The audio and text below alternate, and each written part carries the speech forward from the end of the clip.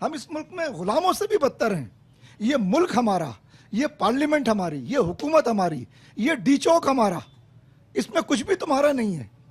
اور تم ہم سے کہہ رہے ہو کہ ہم آئی پی پیز کی آڑ میں مال کھائیں گے، ہم جو ہے وہ آئی ایم ایف کی آڑ میں مال کھائیں گے. آئی ایم ایف کہہ رہا ہے کہ امیروں پہ ٹیکس لگاؤ، وہ غریبوں پہ ٹیکس لگا رہے ہیں. وہ کہہ رہے ہیں آئی ایم ایف نے کہا ہے ٹیکس لگا دو.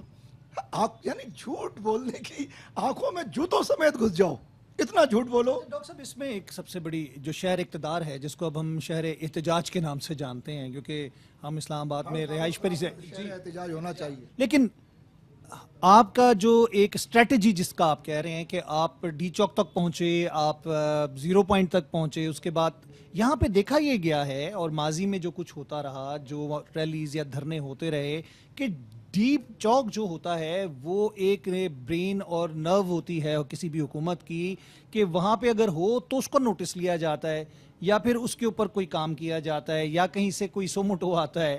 لیکن آپ سمجھتے ہیں کہ لیاقت باغ کے اندر آپ جتنا عرصہ بھی ٹھہر جائیں، دے ڈیم کیئر، ان کو پرواہ نہیں ہے. ابھی میں کہا نا کہ پہلا مذاکراتی ٹیم میں ہو کے گئی، اس کے بعد کل انہوں نے آنا تھا، نہیں آئے. تو آپ کو لگتا ہے کہ وہ آپ کی باتیں مان جائیں گے، ایک پوائنٹ بھی مان جائیں گے؟ ان ظالم اور فسادی لوگوں کی ہمیں بھی کوئی پرواہ نہیں ہے. عوام ایجوکیٹ ہو رہے ہیں، عوام پہ تو ظلم کا پہاڑ ٹوٹ گیا نا. انہوں نے تو انہیں جو کرنا تھا کر دیا.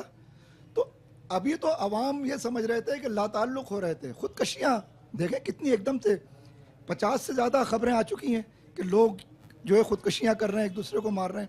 تو اب لوگوں کا تعلق اس چیز سے بڑھ جائے گا کہ یار یہ جو حاضر و موجود ہے یہ ہمیں قبول نہیں ہے، یہ سب کچھ ہمارا ہے.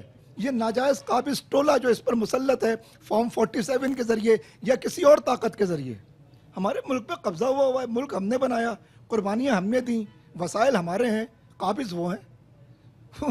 تو اس لیے یہ لوگوں کو ایجوکیٹ کر رہا ہے اور لوگوں میں یہ احساس پیدا ہوگا کہ یار ہم اس نظام سے پہلے 90% مایوس تھے، اب 100% مایوس ہو جائیں گے انشاءاللہ تعالی.